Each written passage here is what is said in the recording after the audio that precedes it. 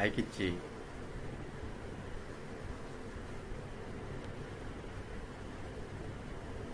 অনেক দিন মানে 8 আগস্ট 2024 থেকে মহাজনের বিচি বন্ধক আছে আমেরিকার কাছে। কিভাবে মার্কিন নাগরিক মহাজন মোটা অঙ্কের অর্থের বিনিময়ে বাংলাদেশে সরকার প্রধান হওয়ার সুযোগ পাইছে, নিয়োগ দিছে আমেরিকায়। শুধু কি তাই, তার চেলা চামুন্ডা 17 জন সবই বিদেশি নাগরিক। সেই 8 আগস্ট থেকে মহাজনের বিচি বন্ধক আছে আমেরিকার কাছে। আমেরিকায় বিচি দুইটা চোঙ্গায় ঢোকায় রাখছে, কিন্তু বিধিবাম 3 মাস আগে সেখান থেকে একটা বিচি ছোটায় নিছে চীন। চীন কইতেছে মহাজনের একটা বিচি আমার লাগবো।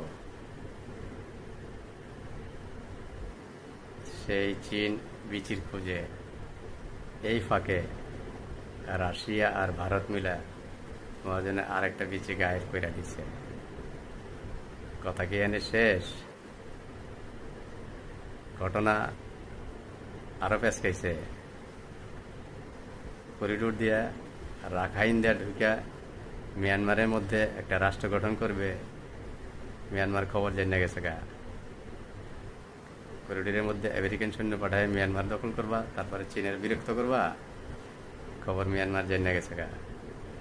জানার সাথে সাথে পূর্ব পাকিস্তানের রাষ্ট্রদূত তাকে 24 ঘন্টার মধ্যে পূর্ব পাকিস্তানে পাঠায় দিছে। কাহিনী কিন্তু শেষ না, এর মধ্যে আরো আওলা আছে। আরাকান আর্মি কইতাছে মহাজন ফহাজন কিচ্ছু বুঝি না, আমরা চাই বান্দরবনের কোনাকাঞ্চি।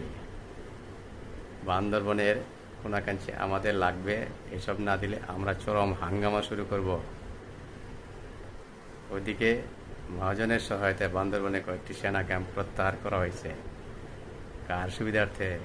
আরাকান আর্মির সুবিধার্থে। আরাকান আর্মি যাতে তৎপরতা পুরোপুরি করতে পারে এবং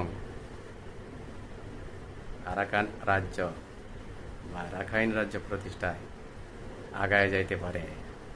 ফলে সেনা ক্যাম্প প্রত্যাহার করা হয়েছে। আরাকান আর্মির অবাধ চলাচল নিশ্চিত হয়েছে।